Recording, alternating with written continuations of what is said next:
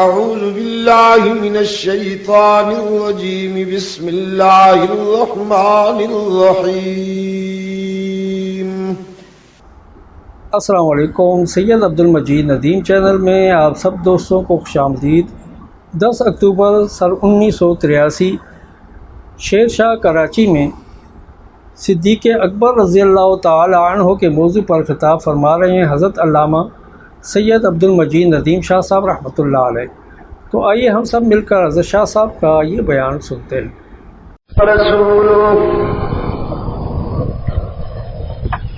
المبعوث إلى الأسود والأحمر لتتميم مكارم الأخلاق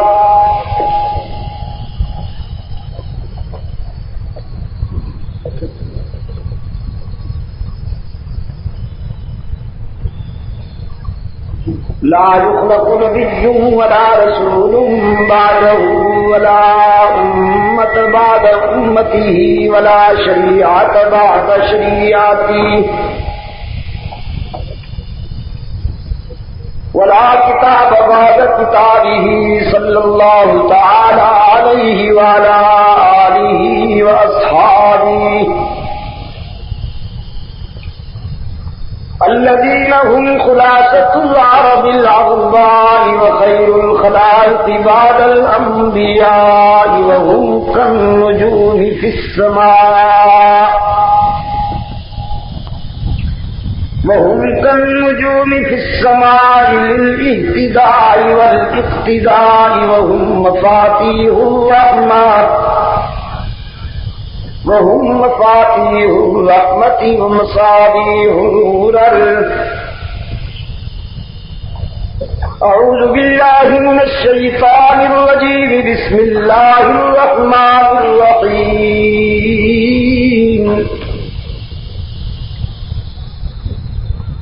قل أفغير الله تأمروني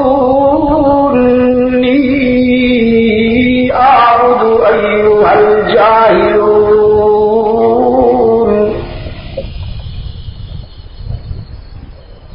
ولقد أوحي إليك وإلى الذين من قبلك لئن أشركت ليحبطن عملك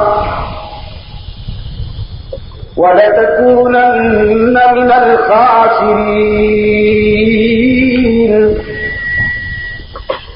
بَلِ اللَّهَ فَاعْبُدْ وَكُن مِّنَ الشَّاكِرِينَ.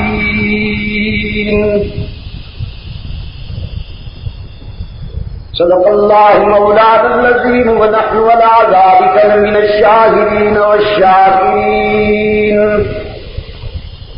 والحمد لله رب العالمين.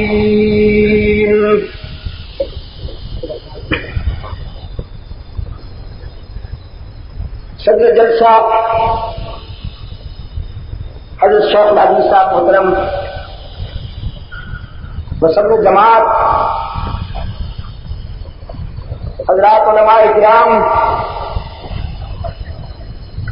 بزرگان محترم اور عزیز دوستوں، ہمارے عزیز حساس غیور اور باشعور نوجوانوں کی طرف سے آج کا یہ اجتماع جو خالصتاً ایک دینی اور مذہبی اجتماع ہے، سیرت صحابہ کانفرنس کے عنوان سے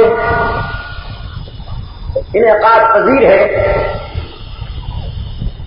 جگہ کی تبدیلی کے بعد دور دراز سے آنے والے احباب کو جو دقت ہوئی اس کے لیے میں منتظمین کی طرف سے بھی اور اپنی طرف سے بھی معذرت خواہ ہوں. لیکن جگہ کی تبدیلی کے باوجود آپ جس احساس ذمہ داری کے ساتھ اپنے اس نظریاتی پروگرام میں تشریف لائے ہیں، ہم سب کا سر فخر سے بلند ہو گیا ہے اور اب یہ بات اللہ کے فضل و کرم کے ساتھ یقین کی حد تک باور کی جا سکتی ہے کہ آپ کی بیداری اور آپ کے شعور کی پختگی اور احساس ذمہ داری انشاءاللہ آپ کو اپنی نظریاتی منزل تک ضرور لے جائے گا اور باطل کی کوئی سازش آپ کے خلاف کامیاب نہیں ہو سکے گی. برادر محترم، حضرت دین پوری مدثر نے آپ کے سامنے امام عدل و حریت، جلالت و سہولت و شوکت اسلام کے امین، مراد پیغمبر باواز علی حضرت فاروق اعظم رضی اللہ تعالیٰ عنہ کی سیرت و کردار سے، ان کا دل گھومنے والے کہانی سے آپ کو باخبر کیا. میں نے جو کچھ عرض کرنا ہے اس کے لیے قرآن کریم کا جو حصہ تلاوت کیا گیا اس میں صدیق و فاروق، عثمان و علی کے استاد و کامل کے موقف کی پختگی کی دھن گرج سنائی دیتی ہے.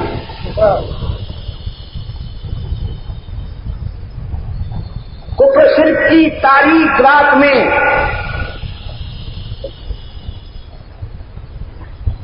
اللہ کا آخری نمائندہ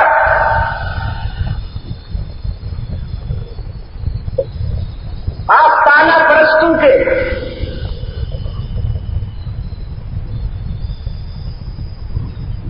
حربوں کے مقابلے میں یکا و تنہا ہونے کے باوجود اپنے موقف پر ڈٹا ہوا ہے. ترغیب و ترہیب کا کوئی انداز رسول اکرم صلی اللہ علیہ وسلم کو اپنے راستے سے نہیں ہٹا سکتا. تو اب نرم لہجے میں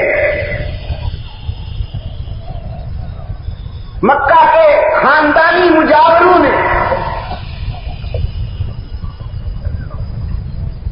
رسول اکرم صلی اللہ علیہ وسلم سے پوچھا کہ آپ کیا چاہتے ہیں؟ عبداللہ کے یتیم کا دو ٹوک جواب تھا کہ میں انسان کی جبین کو اللہ کے سوا کسی اور در پہ جھکتا دیکھ کر برداشت نہیں کر سکتا. انسانی جبین جب اللہ کے سوا کسی اور کے آگے جھکتی ہے تو دو کوڑی کی نہیں رہتی. میں انسان کو اللہ کے حضور جھکانے کا گر سکھانے آیا ہوں اور یہ منوانے آیا ہوں کہ مسجود اللہ ہی ہے، مختار کل بس اسی کی ذات ہے. کارساز و دستگیر بس اسی کی ذات ہے. وہ کہنے لگے تو پھر یہ بھی تو اللہ کے پیارے ہیں جن کے در پہ ہم سر جھکاتے ہیں. سب سے بڑا آستانہ حبل کا تھا. یہ انسانیت کی تاریخ میں پہلے شہید حضرت حابیل علیہ السلام سے منسوب تھا جنہیں قابیل نے قتل کیا تھا. تو مکہ کے حجاجیوں نے حضرت حابیل سے محبت کا انداز یہ اپنایا کہ ان کے نام پر آستانہ بنایا، وہاں جھنڈیاں لہراتے، چڑھاوے چڑھاتے، نذرانے پیش کرتے. کچھ فنکار وہاں گدی نشین بن کے بیٹھ جاتے اور سادہ نو انسانوں کے دل و نگاہ سے اور ان کی عقیدتوں سے گلی ڈنڈا کھیلتے. اللہ کے رسول صلی اللہ علیہ وسلم نے اندھیروں میں بھٹکنے والے جاہلوں کو دعوت دی کہ تم ادھر کہاں جاتے ہو؟ جبکہ تم بھی یہی کہتے ہو کہ ہم خدا سے ملنا چاہتے ہیں، دین ابراہیمی کے تم دعوے دار ہو، تو پھر آسمانوں کی طرف کیوں جاتے ہو؟ تو جہالت کے مارے ہوئے بد نصیب کہتے عبداللہ کے یتیم، ہم ادھر اس لیے جاتے ہیں کہ وہ خدا کے پیارے ہیں، ہم تو اتنے گناہگار ہیں کہ خدا کے آگے ہم کس طرح مانگیں، ہماری وہ کب سنتا ہے، ہم بہت روسیا ہے۔ ہم ان کے در پہ اس لیے جاتے ہیں کہ وہ ہماری سنتا نہیں اور ان کی ٹھکراتا نہیں، ہماری ان کے آگے اور ان کی خدا کے آگے۔ دیکھیے نا، آخر مکان کی چھت پہ چڑھنا ہو تو زینہ استعمال کرنا پڑتا، کسی افسر سے ملنا ہو تو چپراسی کو خوش کرنا پڑتا ہے، تو خدا ایسا مل جائے گا؟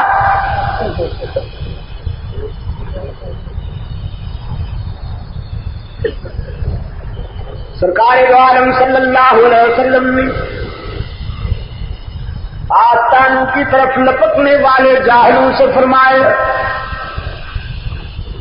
اگر تمہیں خدا سے ملنا ہے تو تنکوں کے سہاروں کی ضرورت نہیں، اسے براہ راست پکارو۔ تمہیں فنکاروں نے یہ باور کرایا ہے کہ وہ گناہگاروں کی سنتا نہیں، اور میں تمہیں بتانے آیا ہوں کہ وہ اپنے در پہ آنے والے کو محروم کرتا نہیں۔ اس نے مجھے حکم دیا کہ میرے خطا کار بندوں کو بتا دیجیے، نبی عبادی انی انا الغفور الرحیم، انہیں بتا دیجیے تم نے اپنی خطاؤں کو دیکھا، اپنے گناہوں کو دیکھ کر مایوس ہو گئے، میری رحمت کی وسعتوں کو نہیں دیکھا۔ اگر تم بہت زیادہ خطا کار ہو تو مجھ سے بڑا معاف کرنے والا بھی کوئی نہیں۔ حبیب کبریا صلی اللہ علیہ وسلم نے فرمایا، جمع کر کے لاؤ اپنی خطائیں، زندگی بھر کی کوتاہیاں لے کے آؤ، اس کی رحمت تمہاری منتظر ہے۔ اس کے در رحمت پہ جلی حروف سے لکھا ہے، ادعونی استجب لکم، مجھے پکارو نا، میں تمہاری دعاؤں اور پکار کو سننے کے لیے ہر وقت تیار ہوں۔ وہ تمہارے قریب بھی ہے، وہ تم پر مہربان بھی ہے، وہ تمہاری ہر مقام پہ ہر بات کو سنتا بھی ہے، صرف پکار کو نہیں تمہارے دل کی دھڑکنوں سے بھی واقف ہے، اپنے در پہ آنے والے کو تانا بھی نہیں دیتا کہ کل تک تو تو نے یاد نہیں کیا، آج تجھے میرے در پہ آتے ہوئے حیا نہ آئی، یہ بھی نہیں کہتے، بلکہ حدیث قدسی میں سرکار دو عالم صلی اللہ علیہ وسلم سے اللہ نے فرمایا، میرے محبوب جب کوئی ضعیف اور بوڑھا مجھے یاد کرتا ہے، جس نے زندگی بھر کبھی میرا نام نہیں لیا، پوری زندگی بغاوت میں گزار دی،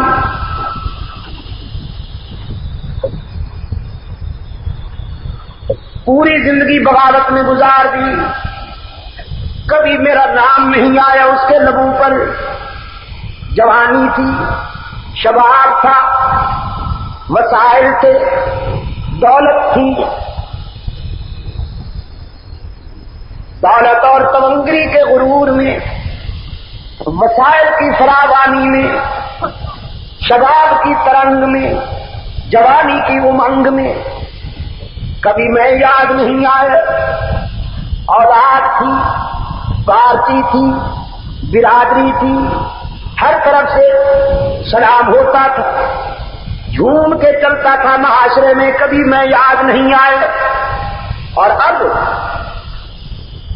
زندگی کی سانپ ہو گئی، جوانی کی جگہ بڑھاپے نے لے لی، وسائل رخصت ہو گئے، اولاد نے بھی رخ پھیر لیا، برادری نے بھی نگاہیں پھیر لی، خوشیاں رخصت ہو گئی، تونگری چلی گئی، جیب خالی ہو گئی، تن میں ریشہ پڑ گیا، پیری سے گردن جھک گئی، ہاتھوں میں لرزہ آ گیا، زبان لڑکھڑانے لگی، بینائی نہ رہی، سماعت نہ رہی، کمر جھک گئی، اب کوئی پوچھتا نہیں۔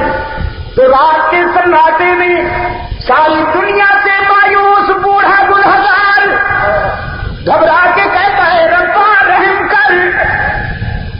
رب العالمین نے فرمایا محبوبم جانتا ہوں کہ یہ وہی ہے جس نے پوری زندگی میں مجھے یاد نہیں کیا، جانتا ہوں اسے، لیکن آج جب یہ مجھے یاد کرتا ہے تو میں اسے محروم نہیں جانے دیتا، میں اسے مایوس نہیں کرتا کہ مجھے اس کے سفید بالوں سے حیا آ جاتی ہے۔ یہ نہیں جانتا، میں تو جانتا ہوں کہ اس کا میرے سوا کوئی نہیں، اگر میں بھی اسے اپنے در سے محروم لوٹا دوں تو کہاں جائے گا۔ حبیب کبریا صلی اللہ علیہ وسلم نے فرمایا تمہیں فنکاروں نے اپنا جیب و دامان پربحال رکھنے کے لیے یہ ڈھکوسلا سکھایا ہے کہ خدا تمہاری نہیں سنتا، پہلے ہمیں خوش کرو تو پھر ہم تمہیں خدا سے ملوائیں گے۔ بادشاہ کسے سنے گا؟ کملی والے نے فرمایا وہ سب کی سنتا ہے اور ہر وقت سنتا ہے۔ آستانہ پرستوں نے کہا جی بادشاہ ہولی بولو،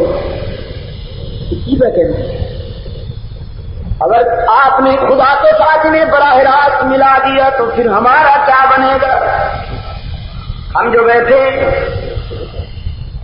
بین الاقوامی یتیم بن کر انٹرنیشنل نکم میں، یہاں ہم جو بیٹھے ہمارا کیا بنے گا؟ دیکھیے نا، ہاں یہ مل کے نبھاتے ہیں۔ آپ ہمیں برداشت کیجیے، ہم آپ کو برداشت کرتے ہیں، ہم آپ کے خدا کے سجدے کریں گے، طواف کریں گے، آپ کی ہر بات تسلیم کریں گے، لیکن ذرا آپ بھی ہمارا اس میلہ برداشت کر لیا کیجیے، ذرا تھوڑا سا ہمارا کاروبار بھی چلنے دیجیے۔ رب العالمین نے فرمایا محبوبم انہیں ایسا جواب دیجیے کہ یہ کمبخت مایوس ہو جائیں۔ حبیب کبریا صلی اللہ علیہ وسلم نے قرآن کے لہجے میں جواب دیا افغیر اللہ تأمرونی اعبد ایھا الجاہلون۔ تاریکیوں میں بسنے والوں، جہالت کے اسیروں، تمہیں مجھ سے یہ توقع کیسے ہو گئی کہ میں خدا کے سوا کسی اور کے آگے سر جھکاؤں گا؟ سر جھکانا تو کجا، میں تو کسی کا سر جھکتا دیکھ کے بھی برداشت نہیں کروں گا، خدا کی قسم۔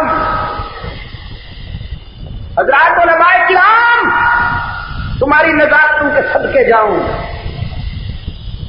آج کل ایک فلسفہ یہ بھی ہے، ایک منطق یہ بھی ہے کہ اپنا عقیدہ چھوڑو نہیں، دوسرے کو اس نے سکھایا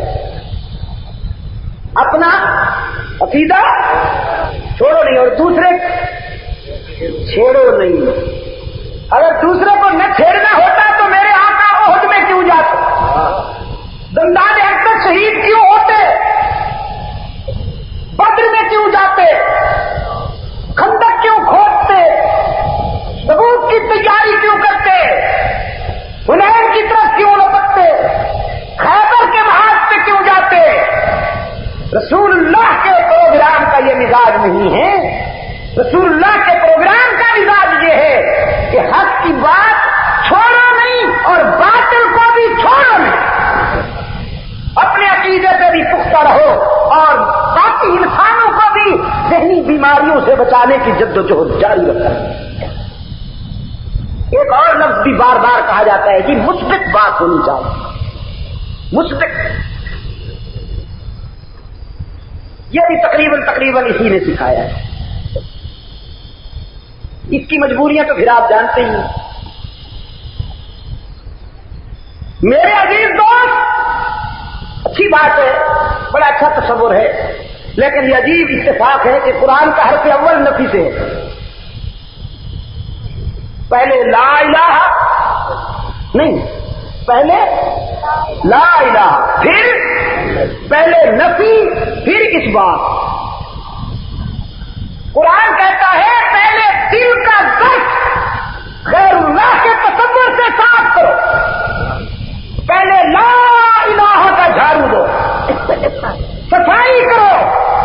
جب دل و نگاہ کی دنیا سے غیر اللہ کا تصور نکال دو گے تو اب الا اللہ کی بہار آئے گی. اور مفادات کیا کہتے ہیں؟ مفادات کہتے ہیں جی چھوڑو بادشاہ، گزارا کرو، گزارا کرو، یہ بھی رہے وہ بھی رہے، کوئی بات نہیں، چلتا ہے.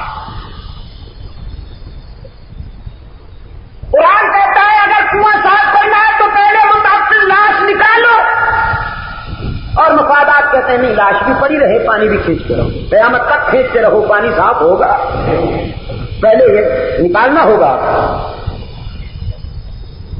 سرکار دو عالم صلی اللہ علیہ وسلم نے فرمایا افغیر اللہ تأمرونی اعبد، تم چاہتے ہو کہ میں اللہ کے سوا کسی اور کی عبادت برداشت کر لوں؟ ایھا الجاہلون، جہالت کے بیماروں، میں تمہاری بات سنوں یا عرش بری سے ہونے والی مسلسل تنبیہ کو سنو؟ وَلَقَدْ أُوحِيَ إِلَيْكَ وَإِلَى الَّذِينَ مِن قَبْلِكَ لَئِنْ أَشْرَكْتَ لَيَحْبَطَنَّ عَمَلُكَ وَلَتَكُونَنَّ مِنَ الْخَاسِرِينَ.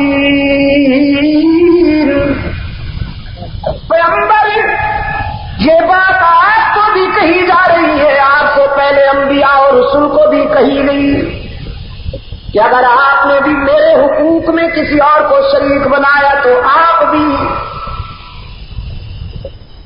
اب اگر گرامر کے مطابق ترجمہ کروں نہیں تو شاید آپ حضرات کو بھی کچھ ناگوار گزرنے لگے کہ بےادبی ہو رہی ہے.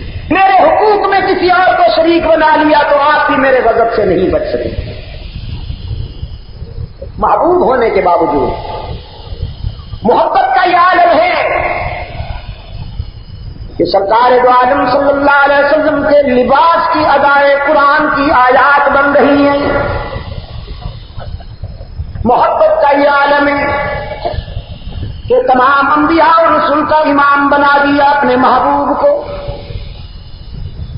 دیکھا میرا محبوب چادر اوڑھ کے آ رہا ہے تو ارشاد ہوا یا ایھا المدثر، دیکھا کمبل اوڑھ کے آ رہا ہے، ارشاد ہوا یا ایھا المزمل.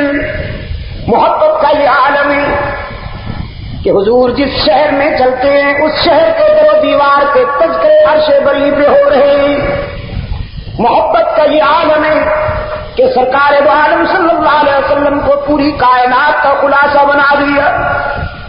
لیکن کراچی کے روشن ضمیروں، میں کہا کرتا ہوں جہاں محبت میں مبالغہ ہو وہاں غیرت میں بھی بہت مبالغہ ہوا کرتا ہے. جب کسی سے کسی کو محبت ہوتی ہے تو وہاں غیرت بھی موجزن ہوتی ہے.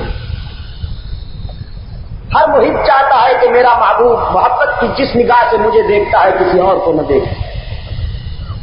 خداوند عالم کی غیرت کا بھی تقاضا ہے کہ میرا بندہ عابد بن کر جن اداؤں میں میرے سامنے پیش ہوتا ہے کسی اور کے سامنے نہ ہو. رب العالمین نے فرمایا میرے محبوب اگر آپ نے بھی میرے حقوق میں کسی اور کو شامل کیا تو آپ کا نام اعمال بھی خالی ہو جائے گا، نقصان ہوگا میرے محبوب. اور اللہ کے حقوق کیا ہیں عزیز دوستو؟ یہ اللہ کا حق ہے کہ سجدہ اسی کا کیا جائے، یہ اللہ کا حق ہے کہ ہر جگہ موجود اسی کو مانا جائے. یہ اللہ ہی کا حق ہے کہ مختار کل اسی کو کہا جائے، یہ اللہ ہی کا حق ہے کہ علام الغیوب اسی کو کہا جائے، دستگیر و کارساز اسی کو کہا جائے، رزق دینے والا، اولاد دینے والا، عزت دینے والا، بلندیاں عطا کرنے والا اسی کو سمجھا جائے۔ ان حقوق میں اگر کسی اور کو شامل پیغمبر کرے تو نقصان سے نہیں بچتا، اگر ہم اور آپ کریں تو کیسے بچیں گے نقصان سے؟ رب العالمین نے فرمایا میرے معبود بتا دیجیے انہیں کہ ساری مصیبتیں سہ سکتا ہوں لیکن یہ نہیں کروں گا کہ خدا کے ساتھ کسی اور کو شریک برداشت کر لوں، لیکن میرے معبود یہ سفر تنہا کیسے کٹے گا؟ سارا معاشرہ عداوت پر تلا ہوا ہے، ساری سوسائٹی انتقامی جذبات رکھتی ہے۔ رب العالمین نے فرمایا میرے محبوب آپ ان کی مخالفتوں اور عداوتوں کا فکر نہ کیجیے، میں آپ کے لیے ایک ایسا دوست منتخب کرتا ہوں، میں آپ کو ایسا رفیق عطا کرتا ہوں جس کی وفائیں تجھے ساری دنیا سے مستغنی کر دیں گی۔ وہ آپ کی ازدواجی تنہائی کو دیکھے گا تو اپنی بیٹی آپ کے نکاح میں دے گا، وہ آپ کے مشن کے لیے ضرورت محسوس کرے گا تو اپنا سب کچھ آپ کے قدموں میں ڈال دے گا۔ جب آپ معراج پر آئیں گے تو وہ آپ کی تصدیق کرے گا، جب آپ ہجرت کریں گے تو وہ کندھوں پہ اٹھائے گا، جب آپ بدر و احد کے مارکوں میں اتریں گے تو وہ آگے آگے لڑے گا، اور پھر جب آپ سبز گنبد میں ڈیرے لگائیں گے تو وہ وہاں بھی آپ کی تنہائی کو برداشت نہ کرتے ہوئے آپ ہی کے پہلو میں ڈیرے لگائے گا۔ صدیق اکبر رضی اللہ تعالی اور عزیز دوستوں، صدیق اکبر سرکار دو عالم صلی اللہ علیہ وسلم کے حلقے میں یہ مقام رکھتا ہے کہ رب العالمین نے تنہا صدیق اکبر کو پوری امت کے مقابلے میں زیادہ وزن اور اہمیت عطا فرمایا ہے۔ ایک مقام پر قرآن پاک میں ارشاد ہوا جب غزوہ تبوک کی تیاری ہو رہی تھی، اللہ کے رسول صلی اللہ علیہ وسلم نے اپنے رضاکاروں کو حکم دیا کہ رومی بھیڑیے اسلام کی شمع کو بجھانے کے لیے تیاریاں کر رہے ہیں تو تمہیں بھی تیاری کرنی چاہیے۔ بعض دل کے بیمار منافق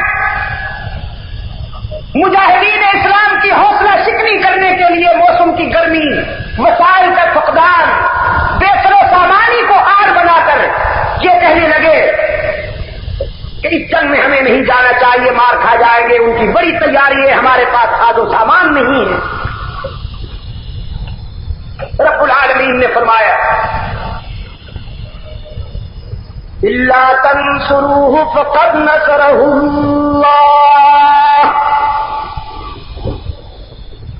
اگر تم میرے پیغمبر کا ساتھ نہیں دو گے تو نبی کے پروگرام میں کوئی نہیں آئے گا، رسول اللہ کا مشن ناکام نہیں ہوگا۔ میرا پیغمبر تمہارے تعاون کا محتاج نہیں، اگر تم میرے نبی کا ساتھ نہیں دو گے تو سنو، میں خود جو نبی کا ساتھ دینے والا ہوں، میں اپنے محبوب کی ہمیشہ مدد کیا کرتا ہوں۔ ذرا ہجرت کی رات دیکھ لو نا،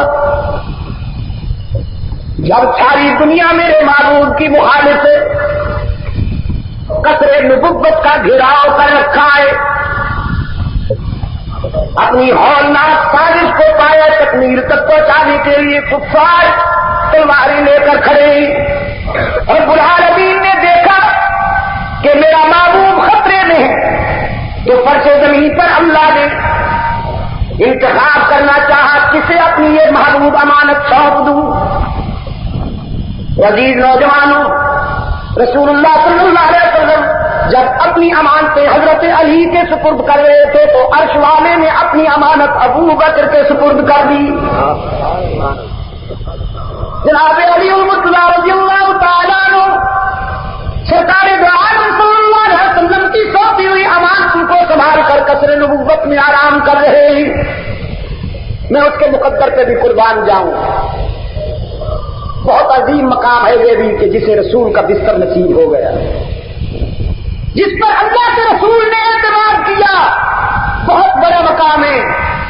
جو رسول کے بستر پہ سویا ہوا ہے میں اس کا بھی رضاکار ہوں, لیکن میں اسے کیسے بھول جاؤں کہ جس کی گود میں رسالت آرام کر رہی ہے, جو رسول کی امانتیں سنبھالے بیٹھا ہے, میں اسے بھی نہیں بھول سکتا ہوں, لیکن میں اسے کیسے بھول جاؤں جو اللہ کی امانت کو گود میں سلائے بیٹھا ہے.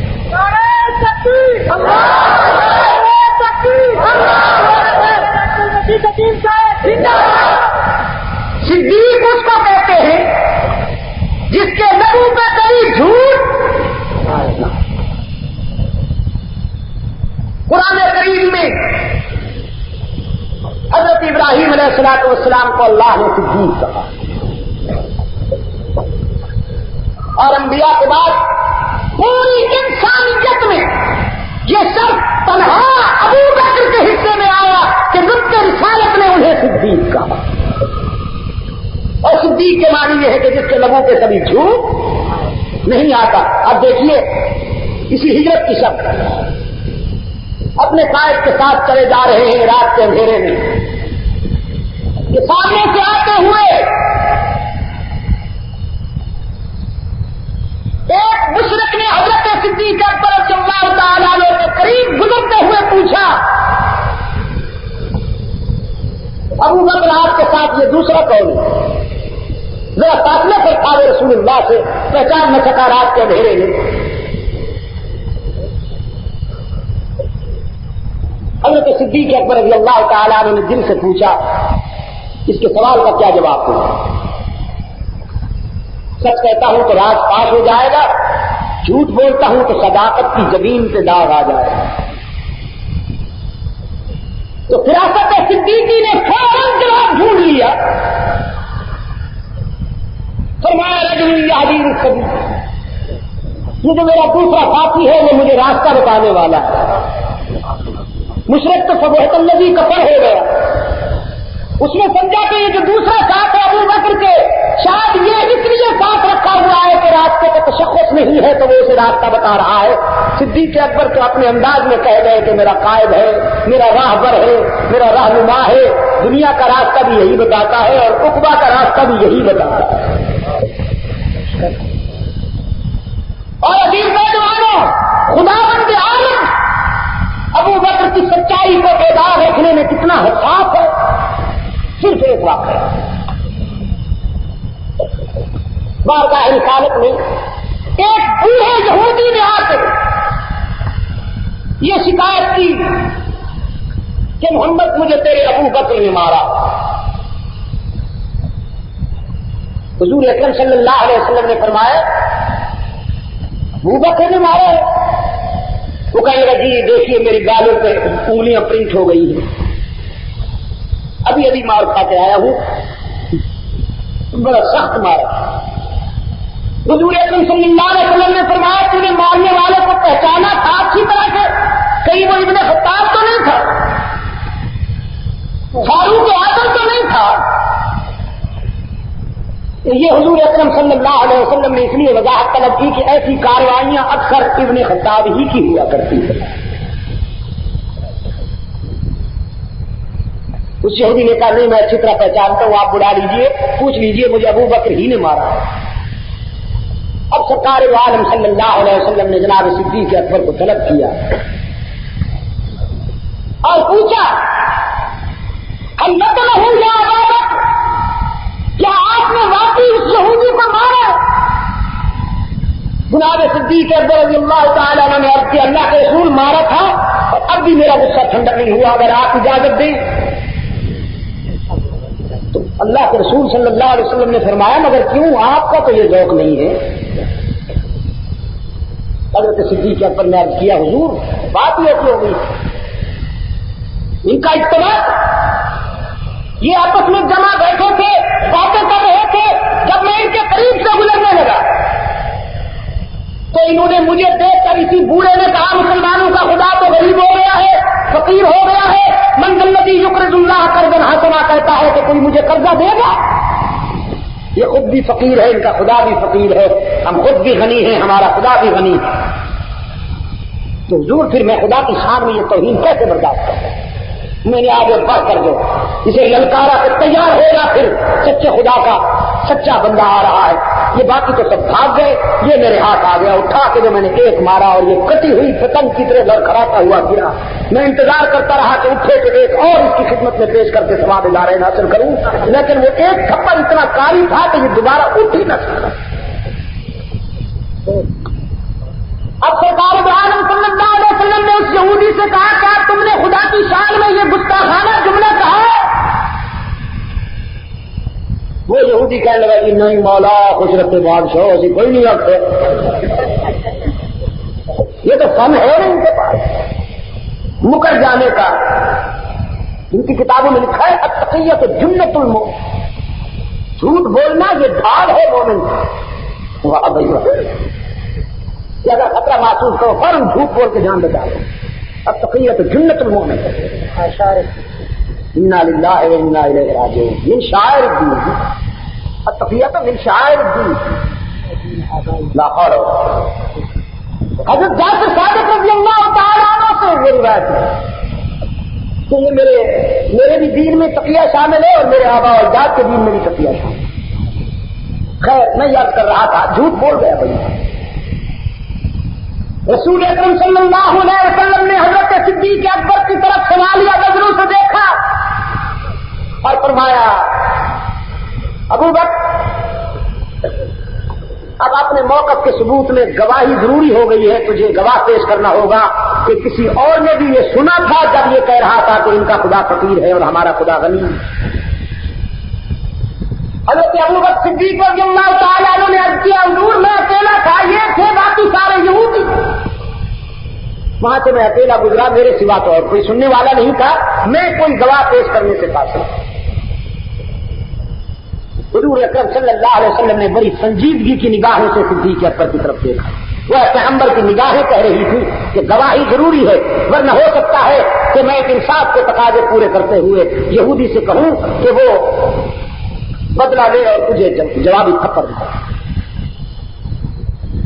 یہی وہ لمحہ تھا جب عرش بری پہ فیصلہ ہو گیا کہ آج ابو بکر کے موقف کے ثبوت میں اللہ گواہی دے گا. اور یہ کوئی میر انیس کا مرثیہ نہیں ہے، نہ کسی پیشہ ور شاعر کے گھڑے ہوئے قصیدے ہیں اور نہ کسی انصاف ارداز کے ٹوٹکے ہیں، قرآن ہے. فرمایا لقد سمع اللہ قول الذین قالوا ان اللہ فقیر. لقد سمع اللہ قول الذین قالوا ان اللہ فقیر. بے شک اللہ نے سنی ہے ان لوگوں کی بات جو کہہ رہے تھے خدا فقیر ہے، وَنَحْنُ أَغْنِيَاءُ، اور ہم غنی ہیں. رب العالمین نے فرمایا میرے معبود ایک وہ بھی وقت تھا جب ساری دنیا تیرے موقف کا انکار کر رہی تھی تو ابو بکر نے اقرار کیا. ایک وہ بھی لمحہ تھا جب ساری دنیا تیری بات کو ماننے پر تیار نہیں تھی تو ابو بکر تیرا غلام بن گیا. اس نے تیرے موقف کی تصدیق اور حمایت کی. آج ہم دنیا میں ابو بکر کی اس وفا کا کھلا دیتے ہیں کہ آج اگر ابو بکر کے موقف کے اس بات میں فرش والوں میں سے کوئی گواہ دینے والا نہیں تو عرش والا گواہی دیتا ہے کہ ابو بکر سچا ہے، یہ تو صدیق ہے، اس کے لبوں پہ کبھی جھوٹ آ سکتا ہی نہیں. یہ صدیق کے معنی ہے عزیز دوستو. میں آپ سے کہہ رہا تھا آپ کی خدمت میں کہ جناب صدیق اکبر رضی اللہ تعالیٰ عنہ جو ہیں اللہ کی نظر میں ان کا یہ مقام ہے کہ پوری امت کی وفائیں طرح صدیق اکبر کی وفاؤں کا مقابلہ نہیں کر سکتے.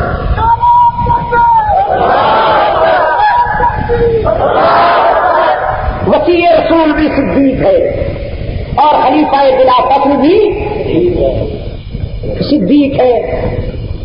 اگر کوئی بیمار جنس، کوئی اجڑی ہوئی جنس جن میں 5 مرتبہ لاؤڈ اسپیکر پر کہتی رہے کہ نہیں کوئی اور ہے، اس سے کیا فرق پڑتا ہے؟ وکیل رسول وہی ہے کہ جس کے متعلق سرکار دو عالم صلی اللہ علیہ وسلم نے اپنی دنیاوی زندگی کے آخری لمحات میں فرمایا مرو ابا بکر، میرے ابو بکر کے پاس جاؤ کہ وہ میری غمزدہ امت کی امامت کرو۔ حضرت صدیقہ رضی اللہ تعالی عنہ،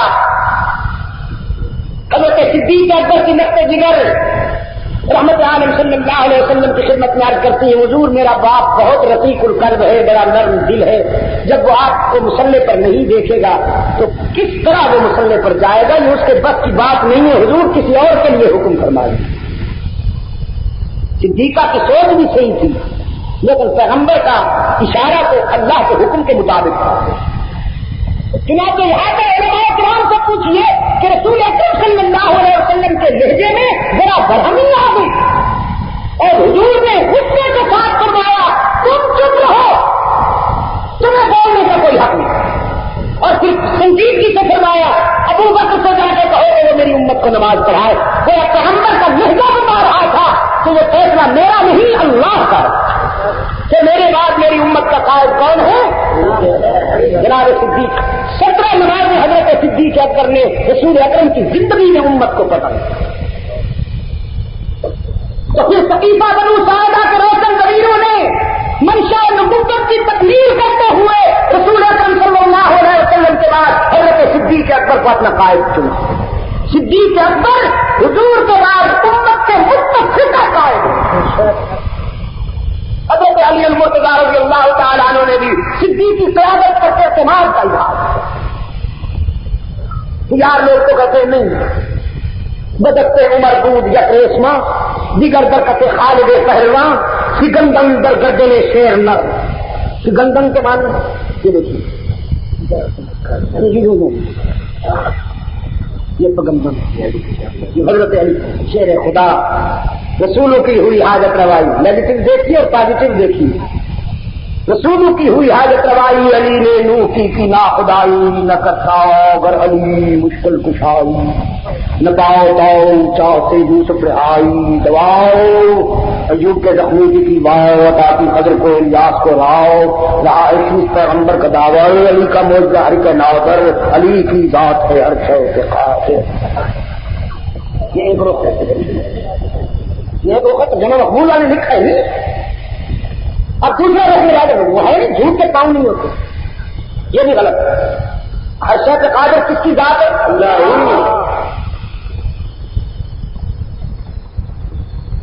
قرآن پاک کیا کہتا ہے؟ فرمایا یوم لا یخزی اللہ النبی والذین آمنوا معہ نورهم يسعى بين أيديهم وبأيمانهم يقولون ربنا أتمم لنا نورنا ربنا أتمم لنا نورنا واغفر لنا إنك على كل شيء قدير۔ محمد عربی اور محمد کے چاہنے والے سچے رضاکار دنیا میں بھی یہی کہتے رہے اور حشر میں بھی یہی کہیں گے کہ تو ہی ہے قادر مطلق، انک علی کل شیء قدیر۔ اور انہوں نے کیا کہا؟ علی کی ذات ہے ہر شے پہ قادر۔ یہ بادشاہ کون کو بھی بن لے، ایسے ہی کہ اللہ کا پیارا ہے۔ میرے عزیز دوستو، اگر یہ کہا جائے کہ ایک حضرت خالد لے آئے، ایک عمر لے آئے اور شیر نر کے گلے میں ڈال کر انہیں پکڑا اور پھر اس طرح مجبور کر کے انہیں لے گئے، وہ چاہتے تو نہیں تھے، جبرن بس بیٹھ کر ان کا ایک مجتہد حصہ ہے۔ حضرت علی نے جو نمازیں پڑھی ہیں حضرت ابو بکر کے پیچھے، وہ بھی بس یوں کھڑے ہو جاتے تھے چپ کر کے، چھپتے بھی رہتے تھے, اٹھتے بھی رہتے تھے, سجدے بھی کرتے تھے, قعود بھی کرتے تھے. بعد میں جب اکیلے ہو جاتے تھے تو پھر تنہا نماز دوبارہ پڑھتے. ماشاء اللہ, کیا شجاعت ہے صاحب, کیا بہادری, کیا حق پرستی ہے, کیا اظہار صداقت. اہل سنت کا عقیدہ یہ ہے کہ حضرت علی رضی اللہ تعالیٰ عنہ نے خدا کے سوا کسی کے ڈرنا سیکھا ہی نہیں. اہل سنت کا عقیدہ یہ ہے کہ علی صرف خدا کا ڈرنا جانتا ہے. حضرت علی رضی اللہ تعالیٰ نے خدا کے سوا کسی سے نہیں ڈر سکتے. اگر صدیق اکبر کی قیادت حضرت علی کی نظر میں صحیح نہ ہوتی تو ساری دنیا چاہے ایک طرف ہوتی, حضرت علی رضی اللہ تعالیٰ عنہ کو کوئی مجبور نہیں کر سکتا. جناب علی المرتضیٰ رضی اللہ تعالیٰ عنہ نے صدیق اکبر کی قیادت پر اعتماد کیا, وزیر بنے, مشیر رہے. ہر مرحلے میں جناب صدیق اکبر رضی اللہ تعالیٰ عنہ کو مشورے دیے. لشکر خامہ کی روانگی کے وقت جس طرح دوسرے صحابہ رضوان اللہ علیہ مجمعین کی رائے تھی, حضرت علی کی رائے بھی کہ اسے نہ بھیجا جائے, لیکن صدیق اکبر رضی اللہ تعالیٰ عنہ نے فرمایا میں یہ اپنی سوچ کے مطابق نہیں بھیج رہا ہوں, کتاب رسول کے جذبے کے تحت بھیج رہا ہوں. میرے آقا کی زندگی کی یہ آخری تمنا تھی کہ اسامہ یہ لشکر لے کے جائے اور باطل سے ٹکرائے. اب تم سب بھی اگر مجھے روکو تو ابو بکر کتاب رسول کو نہیں چھوڑو.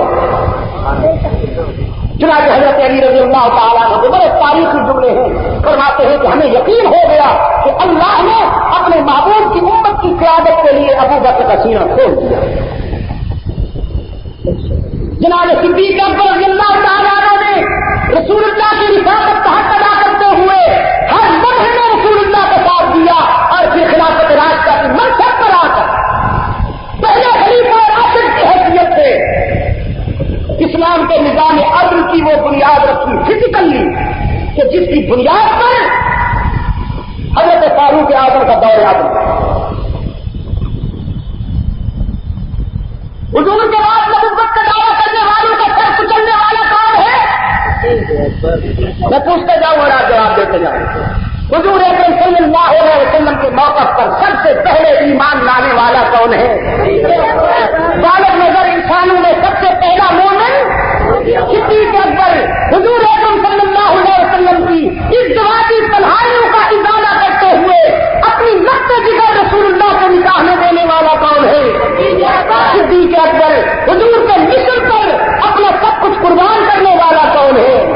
معراج رسول کی تصدیق کرنے والا کون ہے؟ ہجرت کی سب رسول اللہ کو اپنے کندھوں پر اٹھانے والا, غار خور میں حضور کو اپنی گود میں سلانے والا, پھر غار خور سے لے کر مدینہ طیبہ تک لے آنے والا, بدر میں ساتھ نبھانے والا, احد میں مارے کھانے والا, ہر سرد و گرم میں, سفر میں حضر میں, بر میں بہر میں, دریاؤں میں بہراؤں میں, زندگی کے ایک ایک لمحے میں جس نے رسول اللہ کا ساتھ نبھایا اور وفا کی, وہ کون؟ تو آپ میرے سوال کا جواب ذرا دل کی گہرائیوں سے دیتے جائیے. یہ فتنہ انسیوں کا یار مٹایا کس نے؟ جو دور بیٹھے ہیں, میری تمنا ہے کہ ان کے دل کی گہرائیوں سے بھی گونج نکلے. صدیق فتنہ انسیوں کا یار مٹایا کس نے؟ وہ شرما رہے ہیں کچھ, وہ دور اتنا امسیوں کا لاب مٹایا کس نے؟ زور زدت کا زمانے سے ہٹایا کس نے؟ سارے کو روح کو مٹی میں ملایا کس نے؟ اور کفر کو موت کا پیغام سنایا کس نے؟ ساری اللہ کا سرداری ہے, جا کے بھی پہلو محمد میں جگہ پائی ہے, یا تو صدیق کے اوصاف کا اقرار ہے, ورنہ لازم ہے کہ قرآن سے انکار کرو کہ قرآن کا تو ایک ایک زاویہ, قرآن کا تو ایک ایک اسلوب ابو بکر مصطفیٰ کا ہم سفر آپ کو ان ناموں نے بیدار کیا ہے. یقین کیجیے خدا کی قسم اس دن اگی ایک مقام ہے مانسہرہ کے ذرا آگے, تو وہاں میرا پروگرام تھا غالباً 29 جولائی کو. سارا یہ دورہ تھا بدل کا بقرام کا بشام تک کا. وہاں پر کچھ دوست ملنے کے لیے آئے ہوئے کراچی کے تھے, وہاں گئے ہوئے تھے چھٹیاں گزار رہے تھے. وہاں بہت سے علماء کرام جمع تھے, بہت بڑا حلقہ اور اس میں بیٹھے ہوئے. وہ کہنے لگے کہ اللہ کے فضل و کرم کے ساتھ اب کراچی بیدار ہو رہا ہے اور اب اہل سنت و جماعت میں بیداری کی ایک بڑی مثبت لہر آئی ہوئی ہے جو انشاءاللہ فکر و نظر کی تعمیر و تقویم میں بڑا تاریخ خاص کردار ادا کرے گی. اور پھر میرے نفس کو موٹا کرنے کے لیے انہوں نے کہا کہ یہ سب کریڈٹ ان کو جاتا ہے کہ ان کی کوششوں سے یہ سب کچھ ہوا. تو میں نے انہیں بھی کہا, آج آپ کے سامنے بھی کہہ رہا ہوں کہ مجھ جیسا بے عمل اور فقیر انسان آپ کو شاید کوئی اور نہ ہو. میں تو کچھ بھی نہیں, میں تو آپ یقین فرمائیے کہ ان بندگان خدا کے قدموں میں بیٹھنے سے علماء کرام کے ساتھ اور رفاقت کی وجہ سے اس کا کرم ہو گیا کہ اس نے میری زبان میں شاید کوئی تاثیر رکھ دی ہے اور آپ کے دلوں میں محبت پیدا کر دی. اللہ نے سلامت رکھے. اب دین پوری صاحب متضل ہوں, انہوں نے زندگی کے 24 سال اس خارزار وادی میں گزارے اور محنت کی ہے, بنیادیں رکھی ہیں. آج اگر عمارت اونچی نظر آتی ہے تو اصل میں قابل تعریف بنیاد کے وہ پتھر ہیں کہ جن پر یہ عمارت کھڑی ہوئی ہے. اگر بیداری کی لہر آئی ہے اور قوم کے اندر بڑا شعور پیدا ہوا ہے تو وہ ان مقدس ناموں کی وجہ سے مصطفیٰ کا ہم سفر. اگر میں بھی آپ کو توڑ کے سناتا, گلا بجا بجا کے سیف الملوک سنا جاتا, کبھی کوئی نعت شروع کر دیتا, کبھی کوئی نعت شروع کر دیتا, آپ جیسے ذہین دوستوں کا نظریاتی مجمع کبھی نہ ملتا. میں انہیں جانتا ہوں, اس وقت بھی میرے اس اجتماع میں کچھ لوگ ایسے بیٹھے ہیں کہ جنہوں نے پہلی رات کی خبر کے جلسہ میں شرکت کی, اس میں بھی رات کے 1-2 بجے تک جاگتے رہے. وہی دوست پچھلی رات فرید آباد میں بھی 2 بجے سے 9 بجے تک جاگتے رہے اور وہاں سے کچھ نہ ملا. وہ آج بھی بیٹھے ہیں اور مجھے یقین ہے اللہ کی رحمت سے کہ اللہ انہیں توفیق دے گا کہ آئندہ تمام اجلاسوں میں شرکت کریں گے. یہ میرا کمال نہیں ہے, یہی مقدس ناموں کا کمال ہے. مصطفیٰ کا ہم سے روشنی اندھیرے کھا چکے ہیں, تاریخیوں کو بھگانے کے لیے, اندھیروں کا اجالا کرنے کے لیے, ظلمتوں پر چاک کرنے کے لیے, کرنے والے کے پہلو میں سوئے ہوئے خوش نصیب کا نام اور اونچا کرو. مصطفیٰ کا ہم سے اور گلی گلی نگر نگر, عمر عمر گلی گلی نگر نگر, عمر عمر عمر عمر. یہ جذبات میں نہیں ہوں, جذبات میں نہیں ہوں, نگر اس وقت آباد رہتے ہیں, گلیاں اسی وقت آباد رہتی ہیں جب تک عمر ہو. جب عمر نہ رہے تو پھر گلیاں کہاں کی اور نگر کہاں کے, پھر تو قبرستان بستے ہیں. اور میں رات میں ایک جملہ کہا آپ بھی کہتا ہوں کہ جو عمر سے ہٹ جائیں وہ جیتے جی قبرستانوں میں نظر آتے ہیں. پتہ نہیں یہاں ہے یا نہیں, پنجاب میں تو یہ دن بہت قبر, کسی قبر کے قریب بیٹھے ہوئے گنڈی لگائی ہوئی اور رگڑ رہے ہیں, رگڑی تو پیتی نہ نیتی نہ قضا کی تھی. انشاءاللہ کل سعید آباد رشید آباد میں اللہ مسجد علیہ صلاح میں حضرت سے درخواست کروں, اللہ تبارک و تعالیٰ سے دعا مانگی. جن دوستوں نے جلسے کا انتظام کیا ہے اللہ تعالیٰ ان کو جزائے خیر. حاضرین مجلس کو اللہ تبارک و تعالیٰ اجراج میں عنایت فرمائے, آنے والوں کی اس قربانی کو قبول فرمائے, سننے والوں کو خدمت کرنے والوں کو جزائے خیر عنایت فرمائے. رب کریم جو دعا ہے اس سے پہلے ہم مانگ چکے ہیں قبول فرما, جو آئندہ مانگتے رہیں گے قبول فرما. رب العالمین ہم سب کو دین کی خدمت کرنے کی توفیق. ابھی آپ حضرت علامہ سید عبد المجید ندیم شاہ صاحب رحمۃ اللہ علیہ کو سماعت فرما رہے تھے. آپ سب دوستوں سے گزارش ہے کہ ہمارے اس چینل کے ساتھ جڑے رہیں اور حضرت شاہ صاحب کے بیانات کو آگے بھی شیئر کرتے رہیں. آپ سب دوستوں کا بہت شکریہ. ملتے ہیں ایک نئی ویڈیو کے ساتھ, تب تک کے لیے اللہ حافظ. پاکستان پائندہ باد. صدق اللہ مولانا العظیم.